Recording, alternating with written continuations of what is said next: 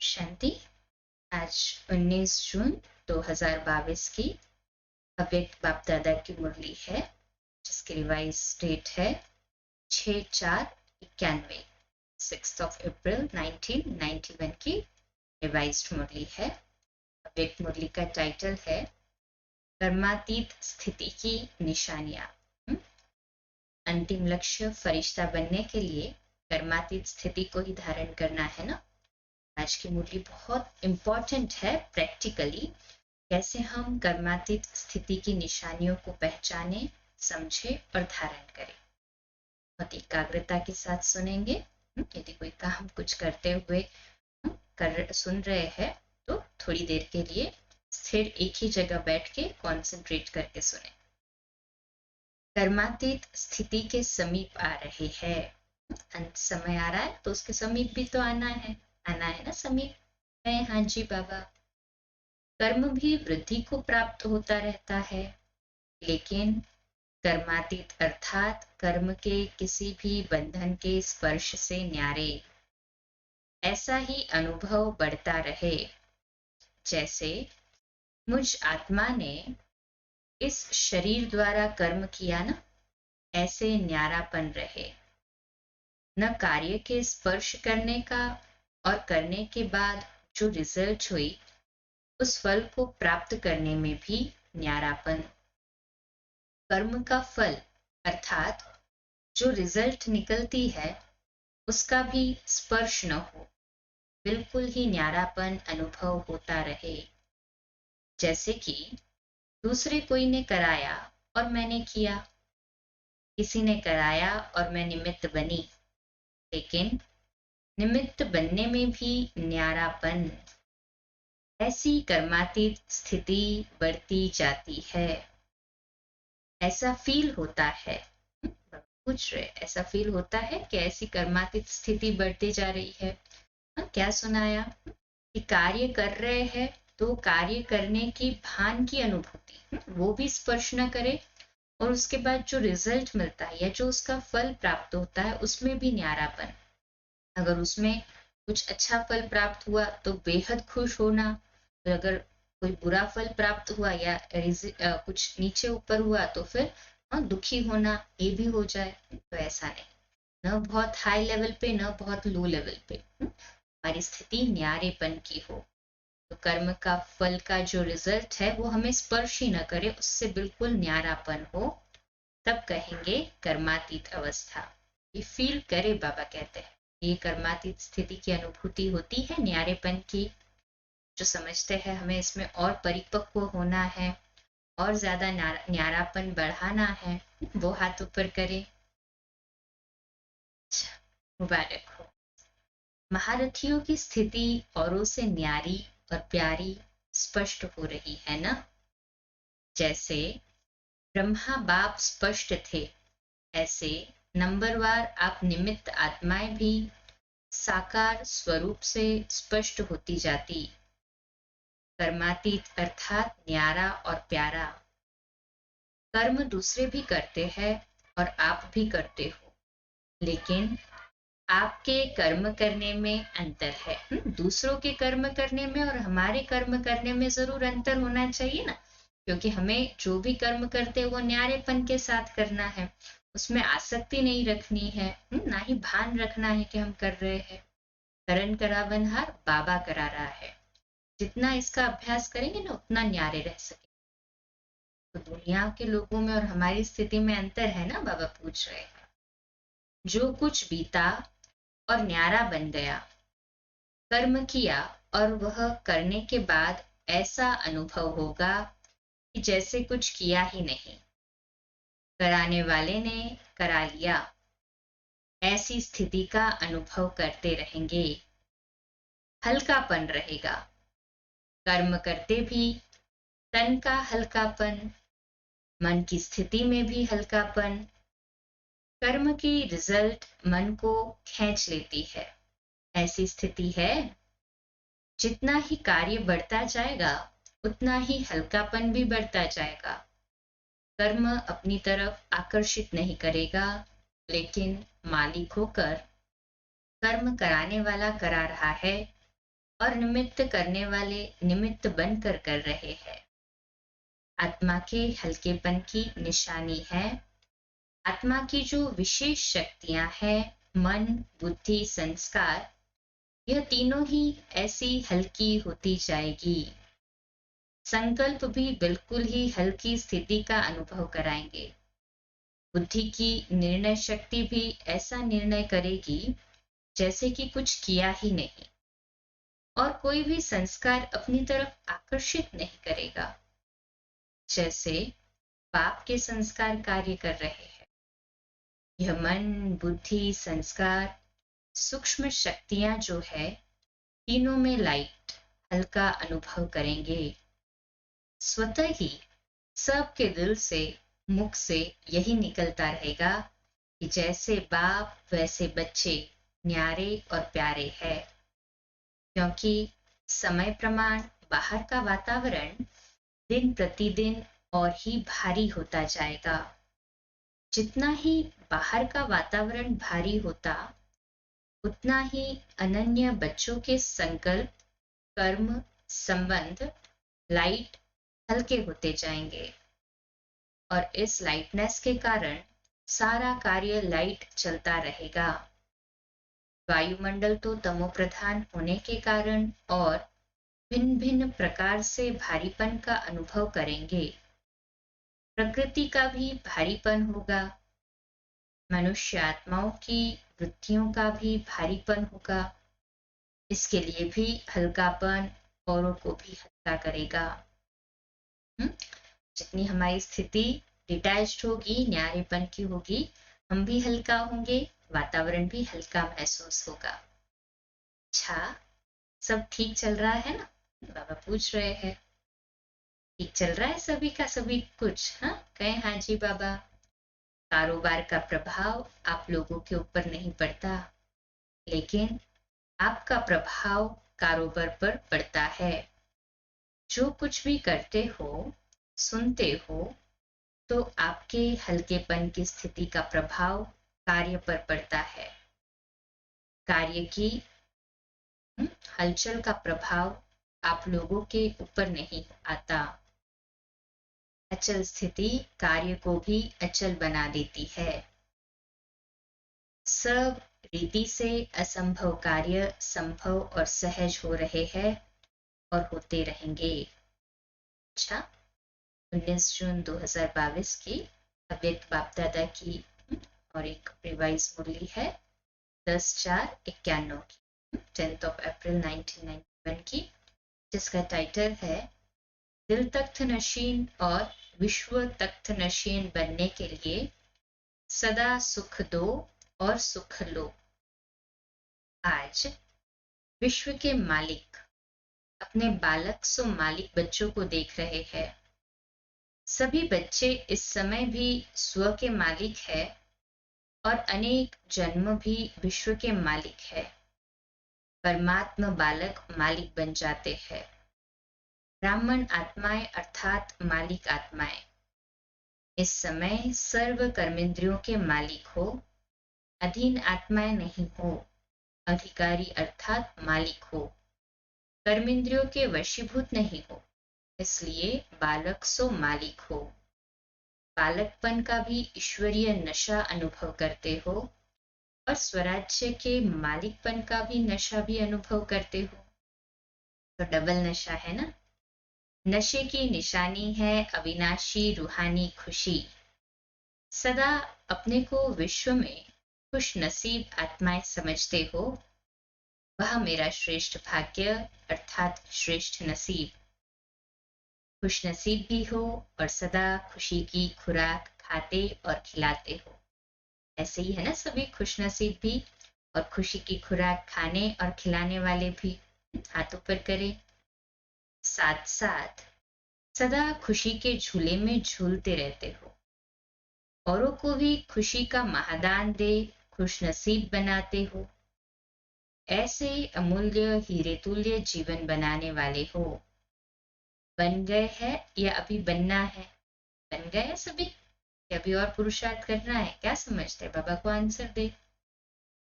ब्राह्मण जीवन का अर्थ ही है खुशी में रहना, खुशी की खुराक खाना और खुशी के झूले में रहना, ऐसे ब्राह्मण हो ना। है ना, सभी ऐसे ही ब्राह्मण है। हाँ जी बाबा, सिवाय खुशी के और जीवन है ही क्या। जीवन में खुशी नहीं तो वो जीवन ही क्या काम का। जीवन ही खुशी है। तो जीवन का डेफिनेशन कितना सुंदर कहा बाबा ने आज। Life is nothing but happiness. तो जीवन ही खुशी है। खुशी नहीं तो ब्राह्मण जीवन नहीं। खुश रहना ही जीना है। आज बाप दादा सर्व बच्चों का पुण्य खाता देख। आज बाप दादा सर्व बच्चों का पुण्य का खाता देख रहे हैं। क्यों? क्योंकि आप सभी पुण्य आत्माएं हो। नशा चढ़ा? हम सभी कौन है? पुण्य आत्माएं। जिन्हें नशा चढ़ा हाथ ऊपर करें। अच्छा, पुण्य का खाता अनेक जन्मों के लिए जमा कर रहे हो। सारे दिन में पुण्य कितना जमा किया? स्वयं से पूछे। यह स्वयं भी चेक कर सकते हो ना। यह है दान करना, दूसरा है पुण्य करना। एक होता है दान करना और दूसरा होता है पुण्य करना। दान से भी पुण्य का ज्यादा महत्व है।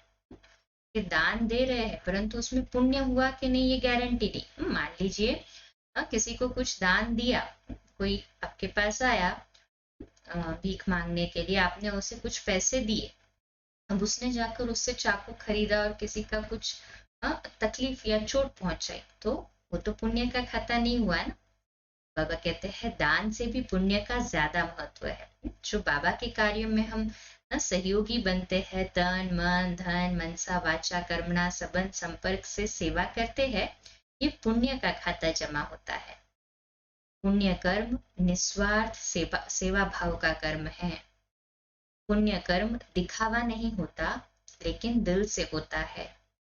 दान दिखावा भी होता है, दिल से भी होता है। पुण्य कर्म अर्थात आवश्यकता के समय किसी आत्मा के सहयोगी बनना, अर्थात काम में आना। जिसको जब आवश्यकता होती है उस समय उस आवश्यकता की चीज को जब हम पहुंचाते हैं, उस समय सहयोगी बनना, उस समय काम में आना, माना पुण्य कर्म। कितनी सुंदर डेफिनेशन। पुण्य कर्म करने वाली आत्मा को अनेक आत्माओं की दिल की दुआएं प्राप्त होती है। सिर्फ मुख से शुक्रिया व थैंक्स नहीं कहते, लेकिन दिल की दुआएं गुप्त प्राप्ति जमा होती जाती है। पुण्य आत्मा परमात्मा दुआएं, आत्माओं की दुआएं इस प्राप्त हुए प्रत्यक्ष फल से भरपूर होते हैं। पुण्य आत्मा की वृत्ति दृष्टि औरों को भी दुआएं अनुभव कराती है। पुण्य आत्मा के चेहरे पर सदा प्रसन्नता संतुष्टता की झलक दिखाई देती है। पुण्य आत्मा सदा प्राप्त हुए फल के कारण अभिमान और अपमान से परे रहती है, क्योंकि वह भरपूर बादशाह है। अभिमान और अपमान से बेफिक्र बादशाह है। पुण्य आत्मा पुण्य की शक्ति द्वारा स्वयं के हर संकल्प, हर समय की हलचल को, हर कर्म को सफल करने वाले होते हैं। पुण्य का खाता जमा होता है। जमा की निशानी है व्यर्थ की समाप्ति। ऐसी पुण्य आत्मा विश्व के राज्य के तख्त नशीन बनती है।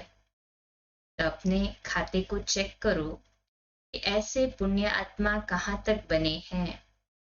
अगर पूछेंगे कि सभी पुण्य आत्मा हो तो सब हाँ जी कहेंगे ना। है सभी पुण्य आत्मा, लेकिन नंबरवार है कि सब नंबर वन है? क्या कहेंगे? नंबरवार है ना। सतयुग त्रेता के विश्व के तख्त पर कितने बैठेंगे? सभी इकट्ठे बैठेंगे ना? तो नंबरवार तो है ना। नंबर क्यों बनते हैं? उसका कारण एक विशेष बात बाप दादा ने बच्चों की चेक की और वही बात नंबर वन बनने में रुकावट डालती है। अभी तपस्या वर्ष में सभी का लक्ष्य संपूर्ण बनने का है या नंबरवार बनने का है? संपूर्ण बनना है ना। आप सभी एक स्लोगन बोलते भी हो और लिखकर लगाते भी हो, वह है सुख दो और सुख लो, दुख न दो न दुख लो। यह स्लोगन पक्का है ना? पक्का है ना ये स्लोगन सभी को? है हाँ जी बाबा। तो रिजल्ट में क्या देखा? दुख न दो, इसमें तो मेजॉरिटी का अटेंशन है, लेकिन आधा स्लोगन ठीक है। देने के लिए सोचते हैं, देना नहीं, लेकिन लेने के लिए कहते हैं कि उसने दिया ना इसलिए हुआ, इसने ये कहा, इसने ये कहा इसलिए ये हुआ, उसने कहा हमने लिया तब दुख हुआ ना, उसने कहा और हमने लिया ही नहीं तो दुख क्यों होगा। ऐसी जजमेंट देते हो ना, अपना ही वकील बनकर के केस में यही बताते हो। आधा स्लोगन के ऊपर अटेंशन ठीक है, और भी होना चाहिए अंडरलाइन। फिर भी आधे स्लोगन पर अटेंशन है, लेकिन और जो आधा स्लोगन है उस पर अटेंशन नाम मात्र है। उसने दिया, लेकिन आपने लिया क्यों? किसने कहा आप लो? बाप की श्रीमत है क्या कि दुख लो? झोली भरो दुख से, तो न दुख दो न दुख लो, तभी पुण्य आत्मा बनेंगे, तपस्वी बनेंगे। तो विशेष डबल अंडरलाइन, हमें दुख लेना भी नहीं है। तपस्वी अर्थात परिवर्तन, तो उनके दुख को भी आप सुख के रूप में स्वीकार करो। सामने वाला दुख देने का भी प्रयत्न कर रहा होगा, तो भी आप उसे सुख के रूप में स्वीकार करो कि अच्छा ये हमारा हिसाब किताब चुप तो कर रहा है। परिवर्तन करो, तब कहेंगे तपस्वी। ग्लानि को प्रशंसा समझो, तब कहेंगे पुण्य आत्मा। जगत अम्बा माँ ने सदैव सभी बच्चों को यही पाठ पक्का कराया कि गाली देने वाले या दुख देने वाली आत्मा को भी अपने रहमदिल स्वरूप से, रहम की दृष्टि से देखो, ग्लानि की दृष्टि से नहीं। वह गाली देवे, आप फूल चढ़ाओ, तब कहेंगे पुण्य आत्मा। ग्लानि वाले को दिल से गले लगाओ, केवल ऊपर ऊपर से नहीं, दिल से कि अच्छा हुआ उसने हमें करेक्ट किया ना, करेक्ट किया तो हम परफेक्ट बन रहे हैं। बाहर से गले नहीं लगाना, लेकिन मन से। तो पुण्य के खाते जमा होने में विघ्न रूप यही बात बनती है। कौन सी बात? हम दुख ले लेते हैं। आज अटेंशन, तपस्वी की डेफिनेशन बाबा ने बताई, जो परिवर्तन करते हैं। किसी ने दुख दिया तो भी उसे सुख में परिवर्तित कर लेते हैं। तो मुझे दुख लेना भी नहीं है, डबल अंडरलाइन। ठीक है, किया सभी ने इस पर डबल अंडरलाइन? है हाँ जी बाबा। देना तो है ही नहीं, लेकिन लेना भी नहीं है। जब अच्छी चीज नहीं है तो फिर किचड़ा लेकर जमा क्यों करते हो? कोई किचड़ा देगा, कचरा देगा तो लेगे क्या? नहीं लेगे ना। जहां दुख लिया, किचड़ा जमा हुआ, तो किचड़े से क्या निकलेंगे? पाप के अंश रूपी जर्म्स। जर्म्स ही निकलते हैं ना किचड़े से।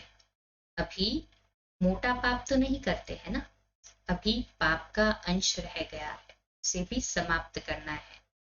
लेकिन अंश भी नहीं होना चाहिए, क्योंकि अंश भी वंश को ले आता है ना। कई बच्चे बड़ी मीठी मीठी बातें सुनाते हैं, रूढ़ियान तो सभी करते हैं ना। एक स्लोगन तो सभी को पक्का हो गया है, चाहते तो नहीं थे लेकिन हो गया। जब आप नहीं चाहते तो और कौन चाहता? जो कहते हो गया। और कोई आत्मा है, होना नहीं चाहिए लेकिन होता है, ये कौन बोलता है? और कोई आत्मा बोलती है कि आप ही बोलते हो? हम ही तो स्वयं बोलते कि ऐसा होना नहीं चाहिए था पर हो गया, ऐसा बोलना नहीं चाहिए था पर बोल दिया। तपस्या इन बातों के कारण सिद्ध नहीं कर सकेंगे। जो होना नहीं चाहिए, जो करने नहीं चाहते, वह न हो। न करना ही पुण्य आत्मा की निशानी है। न करना, जो नहीं होना चाहिए वो न करना, ये पुण्य आत्मा की निशानी है। अर्थात किसी ने कुछ कह दिया, पहले क्रोध आता था परंतु अभी तपस्या से परिवर्तन किया और क्रोध नहीं करना चाहिए और क्रोध नहीं किया, तो पुण्य आत्मा है। बाप दादा के पास रोज बच्चों की अनेक ऐसी कहानियां आती है, बोलने में इतनी इंटरेस्ट वाली कहानियां करके बताते हैं जो सुनते रहो। कोई लंबी कहानी बताने में आदती है, कोई छोटी बताते, लेकिन कहानियां बहुत बताते हैं। आज इस वर्ष के मिलन की अंतिम डुब्बी है ना, सभी टुब्बी लगाने आए हो ना। हाँ, अंतिम टुब्बी जैसे नदी में टुब्बी लगाते हैं ना, तो बाबा कहते हैं ये टुब्बी लगाने आए हैं ना सभी। या मेला ही है, ज्ञान सागर का, ज्ञान नदियों के साथ मेला है। जबकि भक्ति मार्ग में भी डुबकी लगाते हैं तो कोई ना कोई संकल्प जरूर करते हैं। चाहे कुछ स्वाहा करते हैं, चाहे कुछ स्वार्थ रखते हैं, या तो कुछ दान, या जैसे हम कहते हैं कि छोड़ने के लिए जाते हैं कि हम ये छोड़ रहे हैं आज से, माना स्वाहा करते हैं, या फिर कुछ मांगते हैं अर्थात कि स्वार्थ रख के जाते हैं। दोनों से संकल्प करते हैं। तपस्या वर्ष में यह संकल्प करो कि सारा दिन संकल्प द्वारा, बोल द्वारा, कर्म द्वारा पुण्य आत्मा बन करेंगे।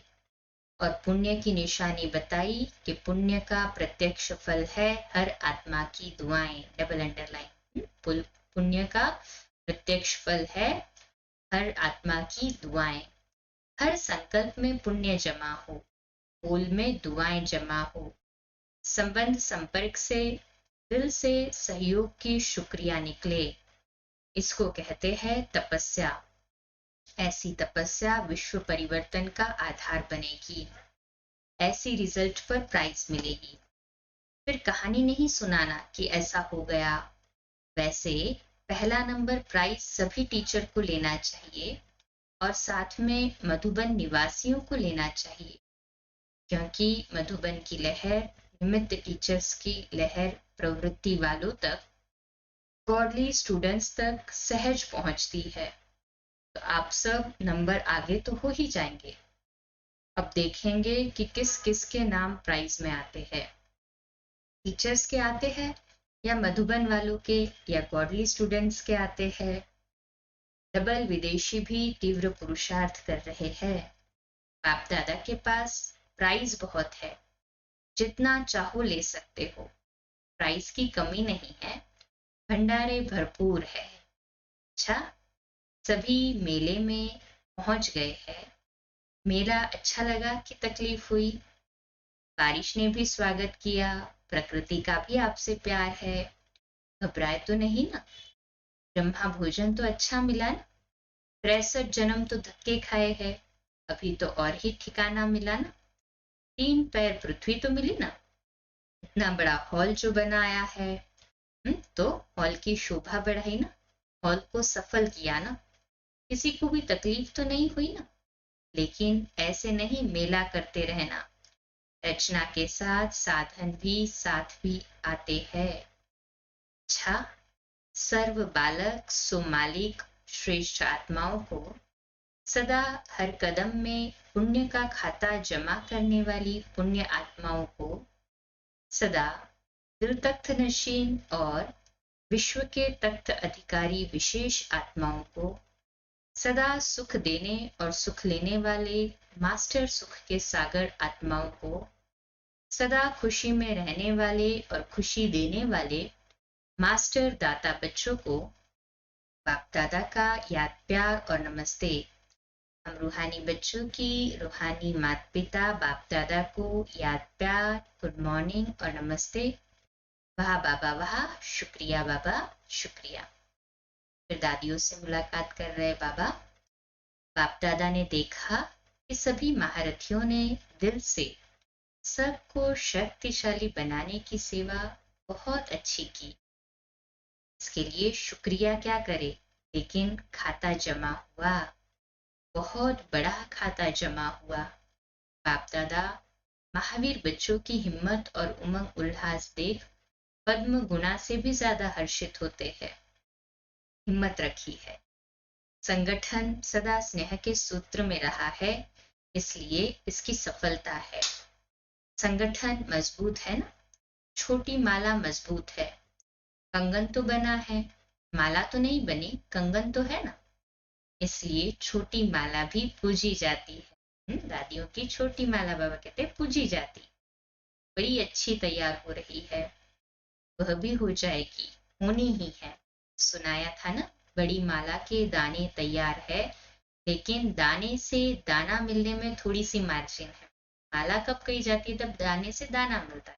तो दाने तैयार हो गए, पर दाने से दाना मिलना अर्थात संस्कार मिलन की रास को बढ़ाना है। छोटी माला अच्छी तैयार है। इसी माला के कारण ही सफलता सहज है और सफलता सदा माला के मणकों के गले में पिरोई हुई है। विजयी का तिलक लगा हुआ है। बाप दादा खुश है। पदम गुना मुबारक है। निमित्त तो आप है ना। बाप तो करावनहार, बाप तो करावनहार है। करने वाला कौन है? करने के लिए निमित्त आप हो। आप तो बैकबोन है। ये बहुत अच्छी प्रीति की रीति भी निभाई और पालना की रीति भी अच्छी निभाई। अच्छा, इसका मीठा वरदान है, अच्छे संकल्प रूपी बीज द्वारा अच्छा फल प्राप्त करने वाले सिद्धि स्वरूप आत्मा भव। इसका विश्लेषण है, सिद्धि स्वरूप आत्माओं के हर संकल्प अपने प्रति व दूसरों के प्रति सिद्ध होने वाले होते हैं। उन्हें हर कर्म में सिद्धि प्राप्त होती है। वे जो बोल बोलते हैं वह सिद्ध हो जाते हैं, इसलिए सद्वचन कहा जाता है। सिद्धि स्वरूप आत्माओं का हर संकल्प, बोल और कर्म सिद्धि प्राप्त कराने वाला होता है, व्यर्थ नहीं होता। यदि संकल्प रूपी बीज बहुत अच्छा है लेकिन फल अच्छा नहीं निकलता, तो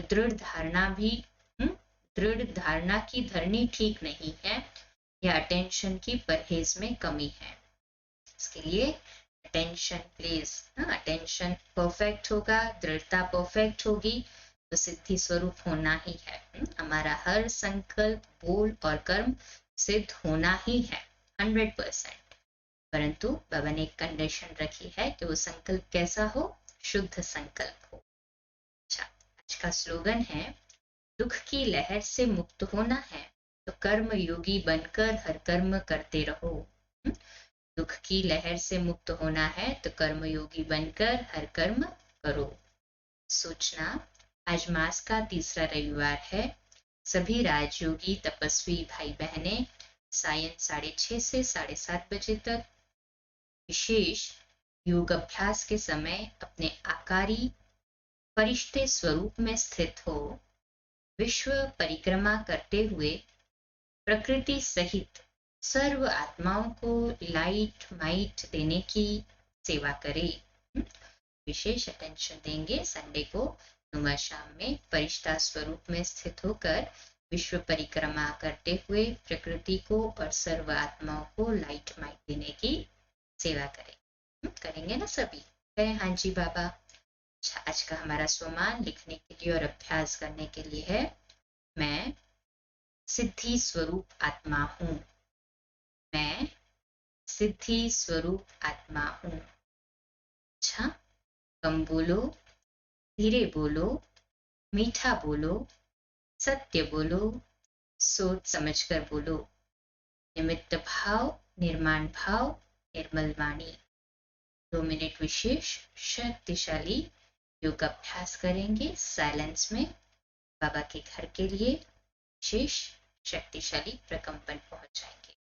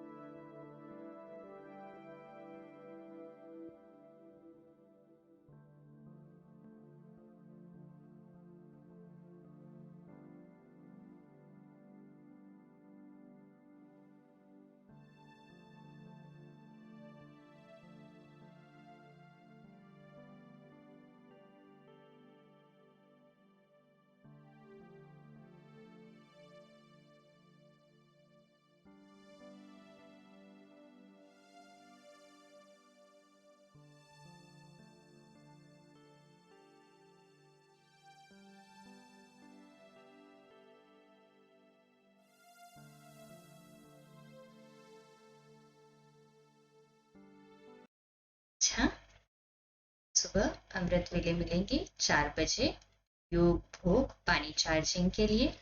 ज्वालामुखी योग अभ्यास भी होगा उसी में, और रात्रि क्लास में 8:45 नेक्स्ट वीक की मुरली सुनने की। 22 तारीख तक ऐसे ही शेड्यूल चलेगा। 22 तारीख को रात्रि में, 22 तारीख अमृत वेला 4 बजे होगा, बाकी रात्रि क्लास जो है 8:45 वो दादी जी की क्लास जैसे हम पहले सुन रहे थे, अभ्यास कर रहे थे, वैसे ही होगा।